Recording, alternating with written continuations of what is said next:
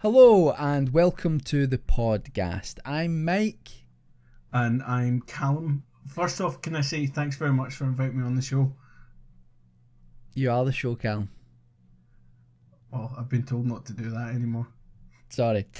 Welcome to the show. We like to occasionally do a podcast for the channel and for the iTunes account where we discuss some horror topic.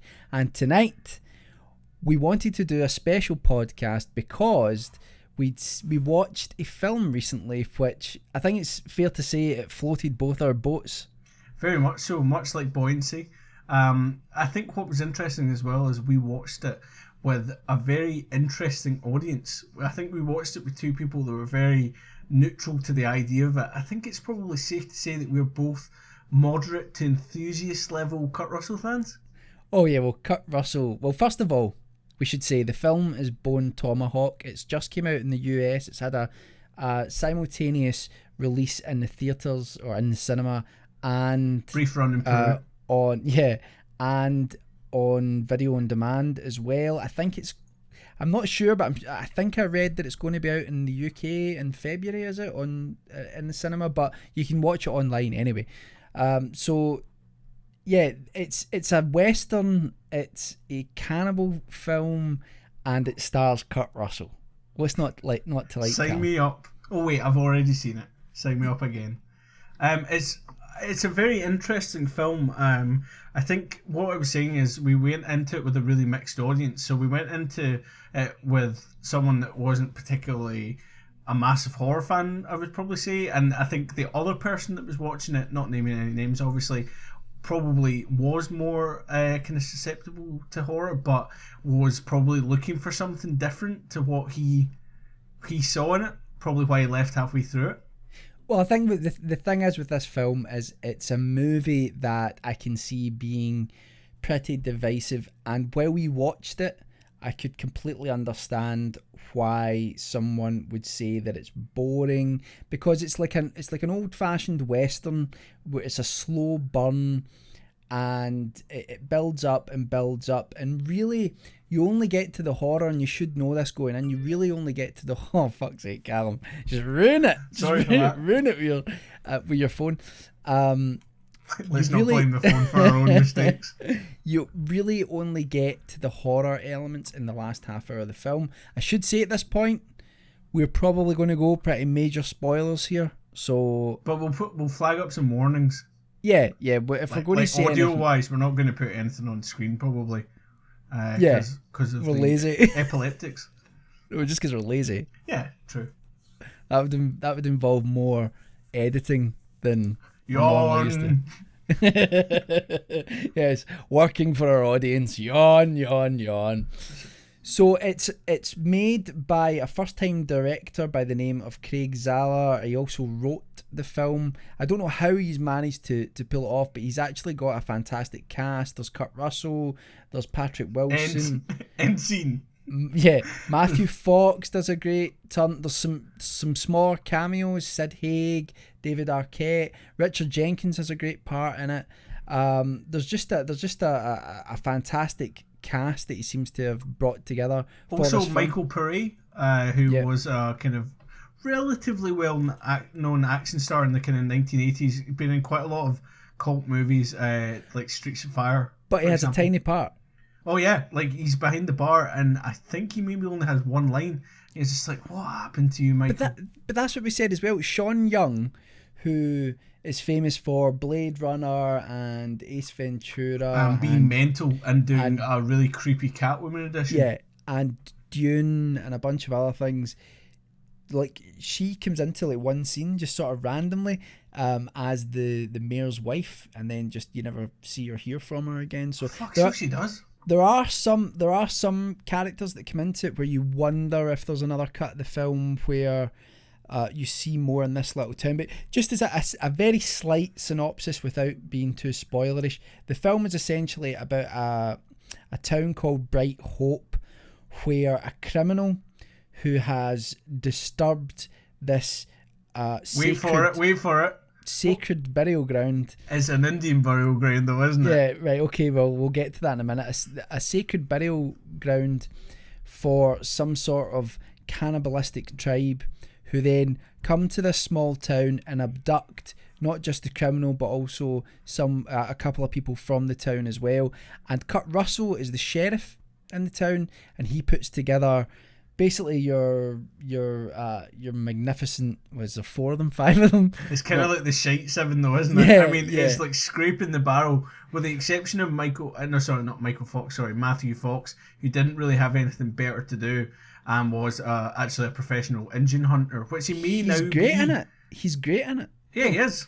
He's real. That's what surprised me. Is some people, even fans of Lost, find Matthew Fox quite a sort of wooden actor. But I always I loved him as Jack in Lost, and I remember seeing him in a film years ago with Donald Sutherland. I think it was called Behind the Mask or something along those lines. Massive Zorro. But I remember him being excellent in that. So there's no doubt this guy can act, but in this he certainly gets a better shake of the deal than he did in World War Z. That's all I'll say. It's interesting though as well because there's a lot of kind of like actors that have been hung out to dry in this movie. I mean, like for example, I said Michael Paré to a lesser extent because he was never really massive, but Patrick Wilson, for example, who has done some pretty big roles and by all accounts is a very, very good actor. He never really managed to make it big. He was Owlman 2 and Watchmen. And he was quite good in Little Children, and there's a handful of other things He's been on the top of my head. And yes, that's the Conjuring as well. But never really made it big. I suppose in a way it's kind of like I was talking to someone about this the other day about how fickle they are with things. Because remember Sam Worthington? Remember when he was in absolutely everything for a while? Avatar, the Terminator, everything, and then all of a sudden he's lucky if he's in a handful of things. Yeah, but he made the Titans films, and that's why that happened, Callum. Liam Neeson's still working. Yeah, but Liam Neeson's Liam Neeson. That's right. Someone taking his daughter again. He can't afford to sit about. No, but anyway, so Bone Tomahawk, it's a mishmash of genres, but when you're going into it, you shouldn't expect. Like I went in thinking that it was going to be really low rent. It was going to be an obvious B movie. Mm-hmm. Something I kind of thought something akin to like Tremors or something like that. Captain Ron. You're going to have this small town. You're going to have these Western heroes go out and fight cannibals, and it was going to be pretty action packed. It really isn't, but it is an absolute compelling watch. Definitely, I think it really, as you say, it circumvents your expectations because you see it up and you do think it will probably be what you would classify as a romp. Like it's going to be Kurt Russell riding out of town, dealing with a couple of Indians and then riding home, probably alone while all the other men have been savagely beaten. But just by Kurt Russell's massive moustache, which is turned into a beard. If you are got good mileage out of that though. Sorry to interrupt you. Now that he's in the Hateful Eight as well, with exactly the same beard configuration. That's 2-for-1 deal. Exactly, 2-for-1 deal. But the thing with this film is, like I said before, it's very slow burn, but it's really engrossing. I found it almost sort of hypnotic. And if you do love Kurt Russell sort of taking names, there's a good few scenes where you get to see that, and also, but like I say, the entire cast were excellent, and really for a first effort from a director, I think it's a pretty exceptional film. It's excellent. Actually have to admit I was a little bit disappointed because I went into it under the assumption that Kurt Russell had directed it. Really? Yeah, I don't know where I got that from. Just your dreams, maybe. Yeah, probably. And I was helping your him. Hopes, I was helping him, and at the end he turned around and he said to me, "Good job," and I felt validated. My whole life had been leading up to this moment, and I went to say thank you to him, but he's just like, "You don't need to, mate. It's cool." There's an unspoken bond between us. And I was like, I felt that as well, Kurt. And he was like, right. The work's thanks enough. He's like, "Go and get me another beer." He said, "Yes, scamp." And he ruffled my hair. But it's interesting though that when you're talking about Patrick Wilson, there is an argument. You see one of the people who gets abducted from the town, and this is mild spoilers, but it happens right at the start pretty much. It's probably in the plot synopsis though. Yeah, someone probably said it's his wife is one of the people that gets kidnapped by these cannibal In the film, not like in general. It's not a documentary. Yeah. Get me Kurt Russell. So there is you could make an argument that while it kind of you're kind of rooting for Kurt Russell and you're kind of following him, Patrick Wilson could be seen as the main character. Yeah, that's very true. I think because he's actually got like not a disability. Yeah, but I guess it's temporary disability. He injured his leg fixing something on the roof that his wife had sent him up to do.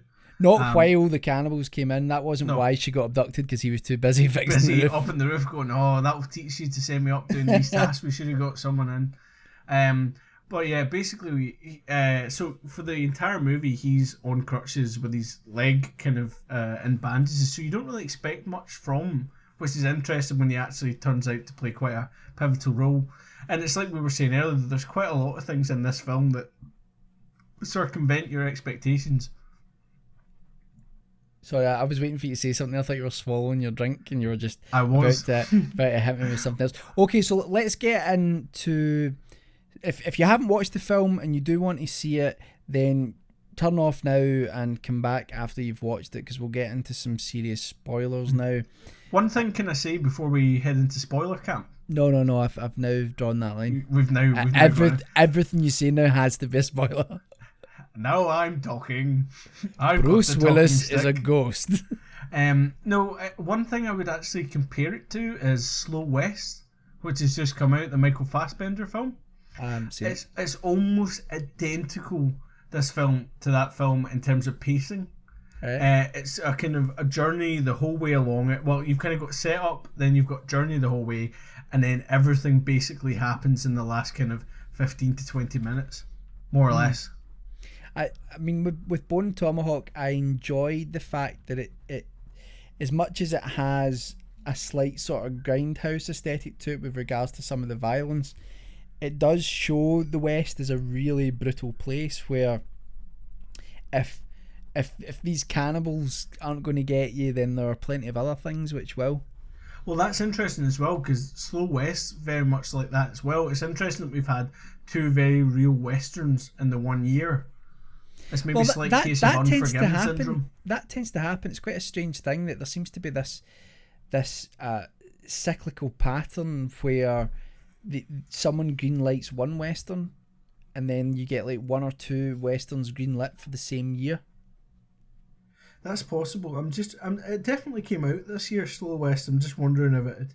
No, it definitely came out this year. I just wanted to check that it hadn't maybe been delayed or something, and be like, why don't we just fucking go Slow West, Tomahawk, and then the one that Quentin Tarantino's doing. I've got a bit sick of Quentin Tarantino, I'll be honest. Well, we'll do that in the other video.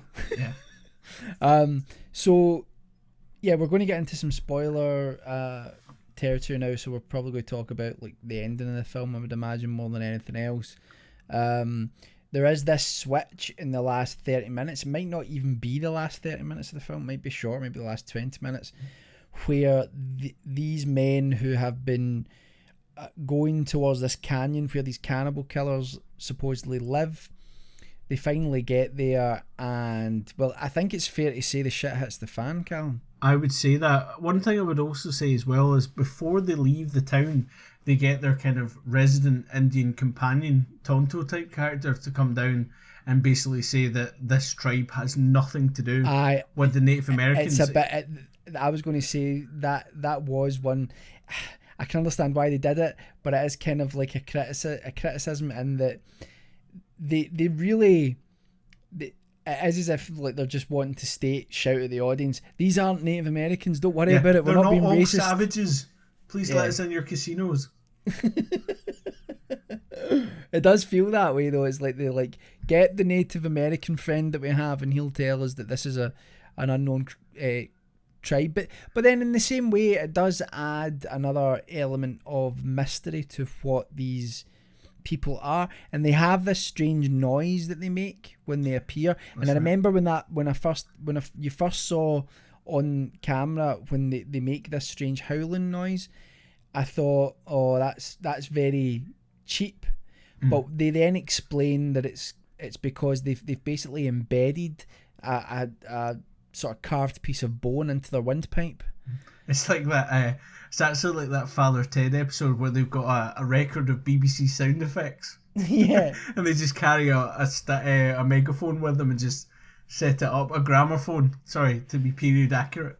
So the end of it gets very, very violent very, very quickly. In fact, when I was reading a lot of the comments, people that had watched the film, what happens eventually is that the men come to this little valley that you see at the start of the movie that's set up that's where the cannibals live, and they then get attacked.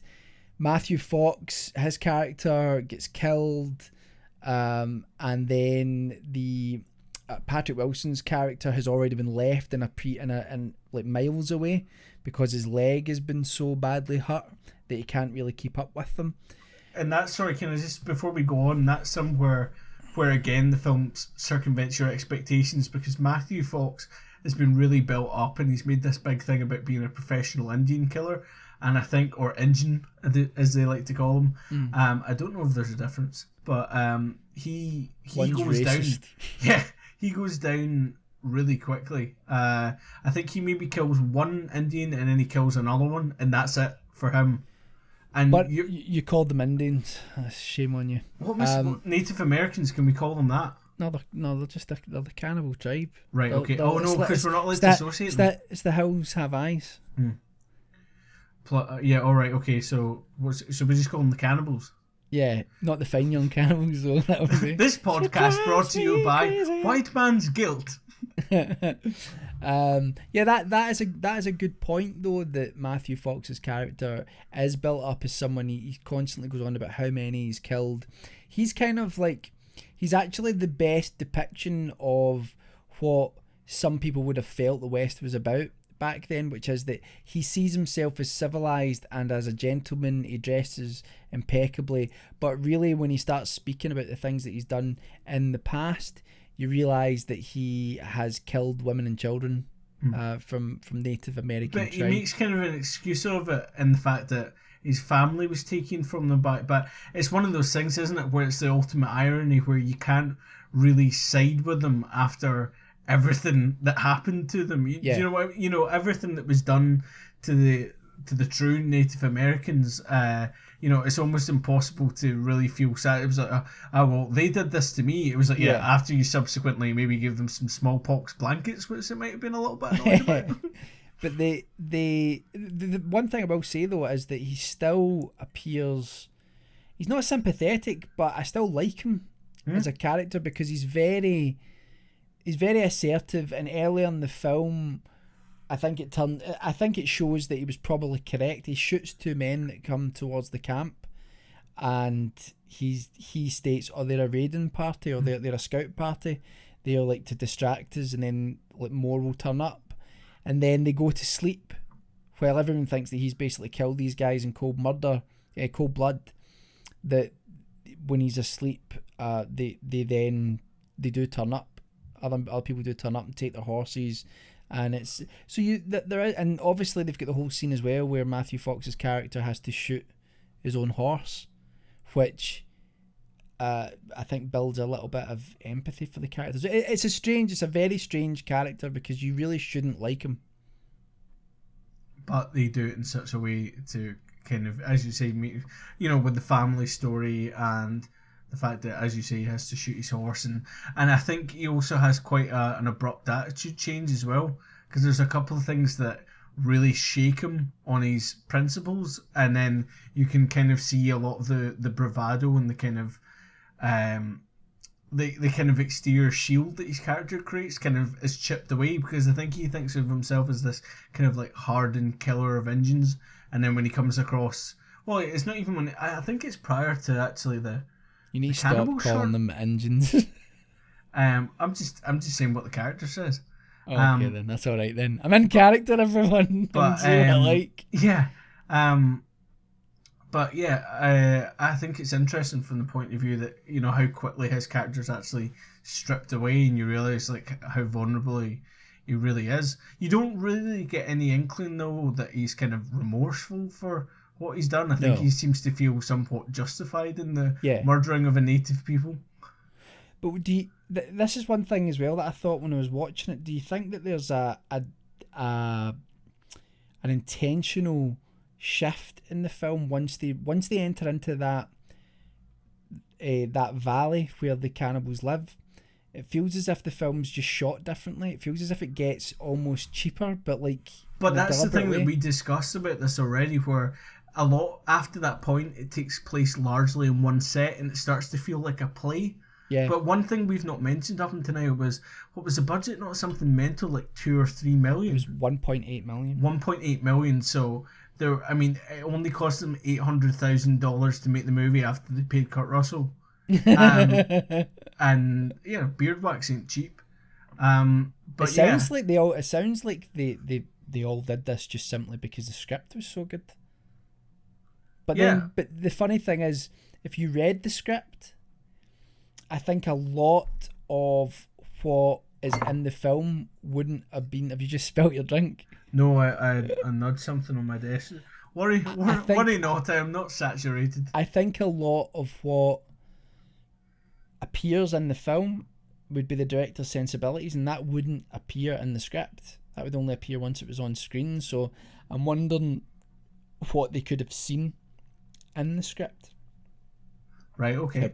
To bring in so many great actors, you know, for like an unknown movie. And I mean, I was reading a comment from someone the other day, and they were talking about the movie and saying that they've really missed a trick, because had the film been exclusively at the cinema, and had they actually promoted it a little bit, because they've not promoted it at all, really. It's just word of mouth that's pushing this film on, which is one of the reasons why we wanted to make this podcast, because really, because after this, their profits are going to go through the roof. Baby.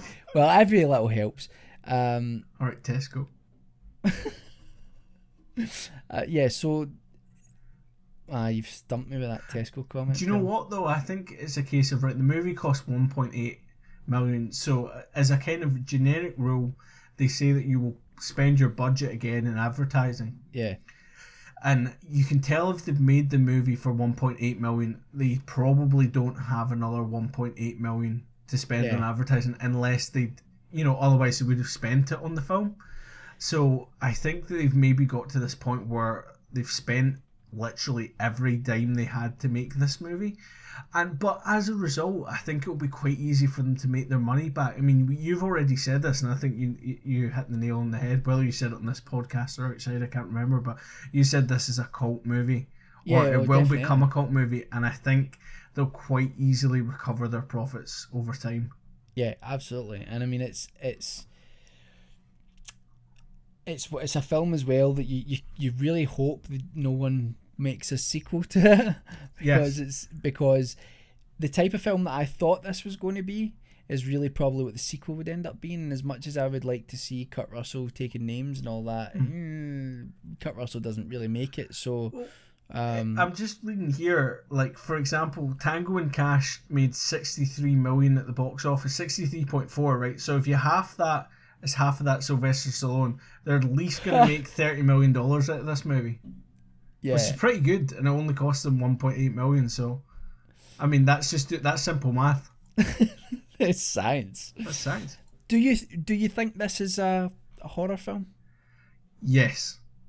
Right, and the reason even until before the last half hour? No. But, well, yes, it is a horror movie. It's just a slow burner. It's got what so many films seem to lack these days: suspense. It does have a lot of suspense. It's a slow burner, and that's why I think at least two of the people that were watching it out of the four of us were tuned out of it, because they were waiting for something to happen. And as a modern cinema going audience, they expect something to have happened. They're like, hang on, we're an hour and a half into this movie and fuck all's happened. And then at an hour and a half, all of a sudden it gets its fucking air horn out and it sticks it up to a megaphone and just goes, bah! And you're like, oh, here comes the horror. And then after that, it's just like a fucking thrill ride.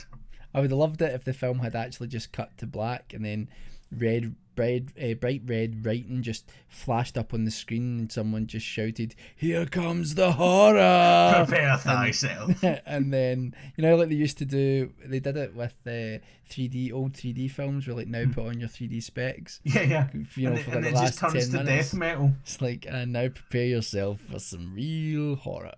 What did you think of the overt violence in the last half hour?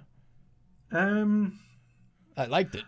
No, I actually thought it was good. I didn't think it was gratuitous, and you're probably gonna go, "What the fuck? That was extremely gratuitous." But you watch a lot of movies these days, and the scare so they believe comes from the gross factor for them. Yeah. Whereas, like, there was genuinely horrifying violence in it. I mean, to take a hatchet and cut from the balls upwards and cut a guy in half, that's quite horrific. Well, I would suggest so.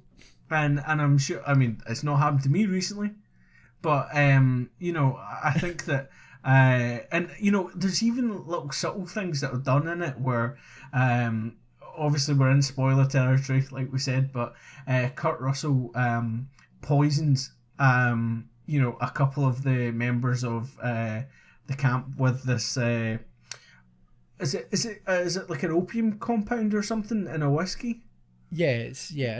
And he tries to poison them with it, and they work out that he's done it. So they cut open his belly, and then they heat the flask up, and then stick it inside his body. And it's just kind of like there's just more things where you just keep thinking, "Oh, this isn't going to get any more hellish." It's like, "Oh, your situation just got worse." What I like though is when they shoot him, I think it's done off camera. I think the camera's focusing on his face as he's lying on the ground, so it's not all overt and right there. It cuts to after the event, but I don't think I think the gun goes off screen, if you know what I mean. Yeah, because they get hold of a gun and then they try and work out how to use it, and you think they're not going to work out how to do it, and Kurt Russell's going to get it off them, but nope. They work out how to use that gun. Jim Dandy. Do you think part of it though is like the suspense at the end when Kurt Russell's pulled out of his jail cell? Do you think that part of it is that you're just not wanting to see Kurt Russell die, or do you think they developed 100%. That? So you just you just block it out and you just hear soft music and you see him as Captain Ron on his boat and everything's fine, and you're just like, "Don't worry, Kurt, you'll be fine." And then Patrick Wilson turns up. I was really genuinely like, they better not kill Kurt Russell. Well, he turns up in The Hateful Eight, so he's not dead. Aye, it's not a sequel, Callum. You do realise that? There's no way that's not the same character. Because of the beard. No, and the fact that he's got the same profession, basically. I think what we will do is, when The Hateful Eight comes out, we will do a comparison video, maybe, the two films. Sure. Some sort of discussion video. And we really should do more of these, but I think we've probably covered everything. I think just go and watch the film. It's really good. One plot hole I would say before we finish is somehow Patrick Wilson climbs up a massive rock face into the cannibal's den, sands two fully working legs. Yes, his other leg is pretty much foobar, but he somehow manages to get in and then kill them all. Yeah. And then should we talk about the thing we were talking about where there's there's an implied rape in it that no one seems to talk about? I haven't seen any evidence of it online. It's kind of quite subtly implied, but there was a thread about it on IMDb.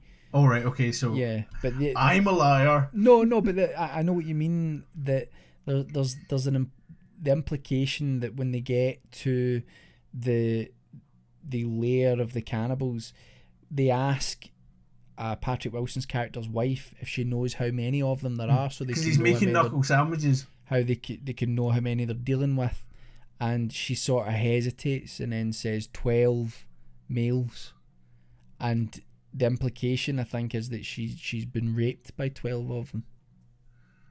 Pretty harrowing stuff. And then you find the fact that they're like, they're supposed to be like the most base, depraved individuals. So they've basically been procreating via their own mothers, I believe, and they've blinded them and they've chopped their arms and legs off so they can't get away.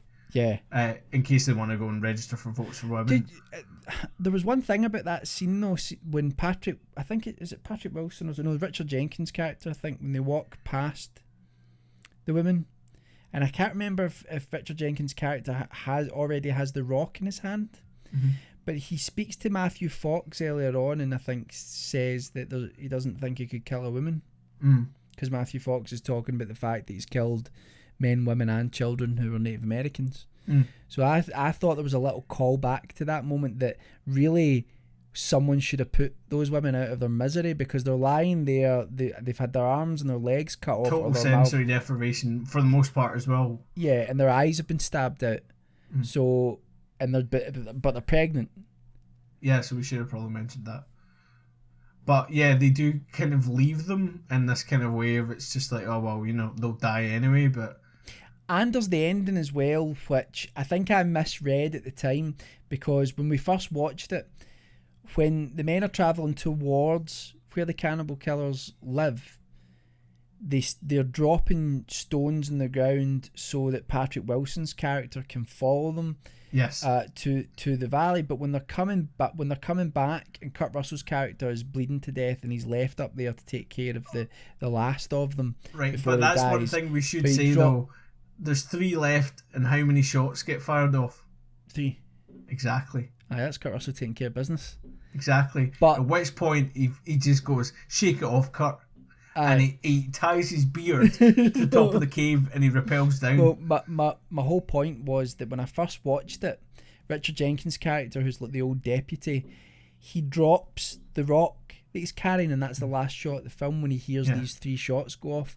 So it's as if Kurt Russell's done that. At the time I watched that, I thought the implication was, well, maybe Kurt Russell's character was actually lying about how poorly he felt, like he was just going to stay there, and if he died, he died, but he was going to take care of them. At the end, is he picking them up or putting them down?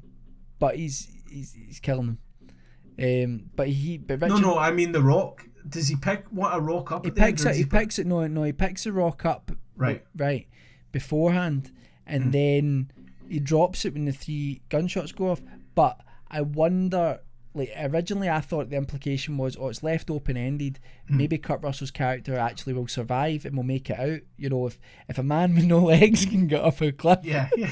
But when you actually think about it, Richard Jenkins' character is the one character, a few times he tries to be like positive, more positive than the other men. The other men are all cynical, but even though he's seen terrible things and his wife's died, he tries not to be cynical. So part of me thought that maybe the dropping of the rock meant that Kurt Russell's character will maybe he will survive, and this will lead him home. But I think it was probably actually just that was to signify that the danger was over, and he no longer needed a rock to defend himself, because that was them dead. But I don't know. It's funny because he's just put the trail in the total opposite direction. Oh, stay the fuck away. Just in case old Kurt just put 3 rounds into his own head. And his feet. And he's still alive. Oh, I know. His beard stopped. All 3 bullets into the blind pregnant woman. Yeah, that's shit. Just offloaded into them now. Yeah, because the worry was that they knew where Bright Hope the town was, and they would go back there for vengeance, and that's why Kurt Russell's character was like, hey, this isn't happening in my shift. Yeah. Doesn't say shift, does he? He doesn't Shift's say I'm too old for this shit, even though he's probably of the age to be able to do so. But anyway, so definitely go and check out Bone Tomahawk. We've got a bunch of things coming up on the channel, narrations. We'll be working on new films and things, and we just did a film, of course, for anyone that hasn't seen it. Yes, go and watch that, because we thoroughly enjoyed making it, even though it was thrown together at the last minute, but I think it worked out really well. Revenge of the Pumpkin, baby. That's definitely a horror, and it's not really a slow burner, because it's only like 3 minutes. And Kurt Russell's not in it, unfortunately, but we tried to get him, but we couldn't afford his 1.8 million demand. He was like, I've got to keep the beard, and we're like, we want the beard in. He said, that's a deal breaker. And then Goldie Hawn, he was like, "Oh, are you speaking to Kurt?" He's like, "Nobody." Put the phone down. Anyway, Cal, have you anything else you'd like to add? No, I'm just going to retreat further into my mind where Kurt Russell knows and respects me. Oh, beautiful, beautiful. And I tell you something, I want to see more films with a grizzled, older Kurt Russell taking care of business. Absolutely. Well, that will be why it'll be interesting to see Quentin Tarantino's 8th film, Django 2. Yeah, well, I hope he's made good use of them. So please do check out in the video description, check out the Twitter account and subscribe and all that sort of stuff. And we will see you in the next video. Say bye, Callum. Goodbye. Bye.